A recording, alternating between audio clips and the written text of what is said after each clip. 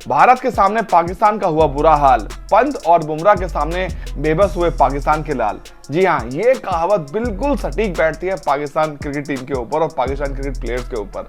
जी हाँ, स्वागत है आपका स्पोर्ट्स 360 स्काई में। आज मैं बात करूंगा इंडिया वर्सेस पाकिस्तान का जो वर्ल्ड कप का जो इंडिया का दूसरा मैच हुआ न्यूयॉर्क में, उस मैच के बारे में जो बहुत ही ज्यादा नेल बाइटिंग मैच रहा। और इस मैच के सुपरस्टार रहे सिर्फ दो प्लेयर। सबसे पहले ऋषभ पंत, जिन्होंने इंडिया को एक फाइटिंग टोटल में पहुंचाया। इतनी कठिन विकेट पे उन्होंने बैटिंग की और अपने ही अंदाज में उन्होंने बैटिंग की।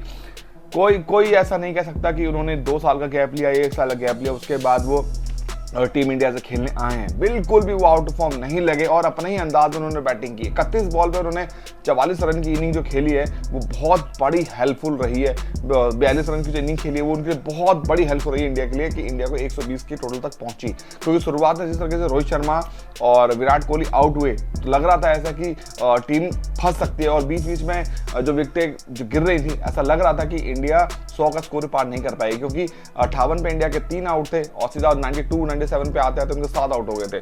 फिर घिस पिट के जो नीचे के टैलेंटर थे इंडिया के, बुमराह, अर्शदीप, इन सब ने मिलकर, सिराज ने मिलकर टीम को 119 तक पहुंचाया। और पाकिस्तान ने इस मैच में एक रिकॉर्ड अपने नाम पे दर्ज किया कि वो पहली बार T20 वर्ल्ड कप के मैचेस में इंडिया को पूरे 10 विकेट ऑल आउट करने वाली टीम बन गई। उन्होंने पहली बार इंडिया के पूरे 10 विकेट लिए हैं। और उसके बाद जब ये मैच दूसरे इनिंग में पहुंचा तो लग रहा था कहीं ना कहीं कि इतने छोटे टोटल को पाकिस्तान बहुत इजी से चेस कर लेगा। लेकिन वो कहते हैं ना कि जब कप्तानी जो होती है वो ग्राउंड के अंदर होती है। पाकिस्तानी कप्तानी ग्राउंड के बाहर से हो रही थी और इंडिया की जो कप्तानी थी भारत की, ग्राउंड के अंदर। रोहित शर्मा ने जो सूझबूझ से बुमराह को, जो उनका सबसे प्राइम बॉलर है, सबसे लीथल बॉलर है और जो सबसे ज्यादा पाकिस्तान खौफ खाते हैं वो बुमराह से खाते हैं। बुमराह को जिस तरीके से रोहित शर्मा ने पूरे मैच में यूज किया ना, वो बहुत ही काबिल तारीफ थी।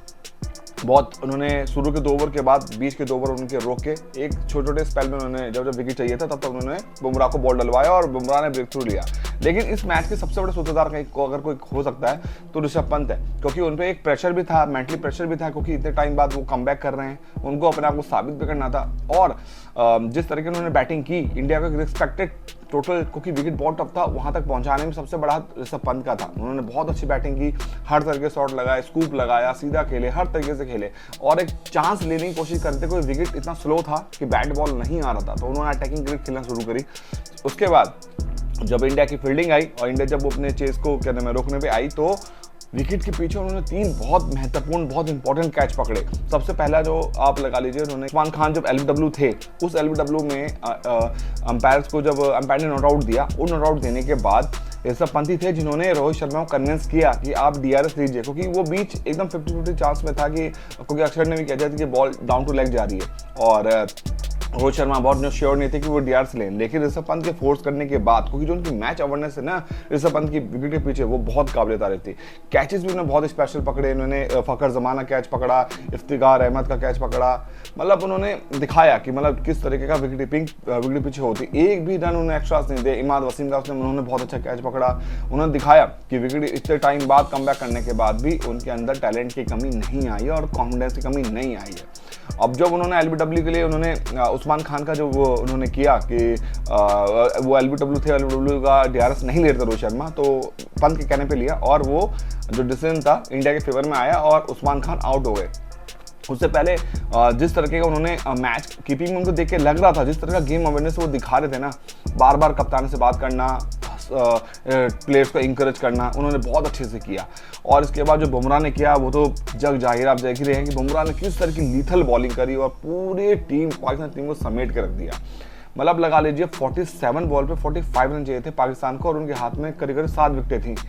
और उसके बाद में कमबैक करना, जो विनिंग परसेंटेज के मीटर पे 88% पाकिस्तान का रेशियो दिखा रहा था विनिंग, जीतने का, और सिर्फ 12% भारत का एक रेशियो दिखा रहा था कि जीतने का। लेकिन 12% इंडिया ने अपने आप को 100% साबित किया और ये मैच पाकिस्तान के जबड़े से निकाल के वो लेके आ गए और 6 रन से मैच जीता। बहुत काबिल तारीफ बॉलिंग करी बुमराह ने, बहुत ही अच्छी बॉलिंग करी हार्दिक पांड्या ने और कहीं भी पाकिस्तान प्लेयर्स को सेटल होने नहीं दिया। और पाकिस्तान की टीम की अगर मैं बात करूँ, सबसे बड़े गुनहगार जो इस मैच के रहे वो रिजवान थे, क्योंकि उन्होंने 44 बॉल से 31 रन किए और उनके आउट होते ही मैच पूरा कोलैप्स कर गया। जबकि उनको पता होना चाहिए था कि इंडिया टीम के सबसे मेन बॉलर जसप्रीत बुमराह हैं और बुमराह के अगेंस्ट चांस लेना कहीं ना कहीं उनके लिए घातक साबित हो सकता है। और पिछले ओडीआई वर्ल्ड कप में भी यही हुआ था, जो अहमदाबाद में मैच हुआ था, उसमें भी वो सेम इसी तरीके से बोल्ड हुए जिस तरीके से इस बार उन्होंने टी20 में बुमराह की गेंद बोल्ड हुए। बिल्कुल समझदारी से उन्हें बुमराह ने बॉल करी, किस लेंथ को आगे पीछे करना है उन्होंने वही एडजस्टमेंट करके विकेट ली। विकेट के पीछे कमाल रहा पंत का और विकेट का ये कमाल रहा बुमराह का, जिसकी वजह से इंडिया ने बहुत बड़ी जीत हासिल करी। अब इंडिया ऑलमोस्ट क्वालिफाई कर चुकी है सुपर 8 के लिए। पाकिस्तान कहने का स्ट्रगल कर चुकी है और बहुत मुश्किल है कि पाकिस्तान आगे क्वालिफाई करे। Thank you.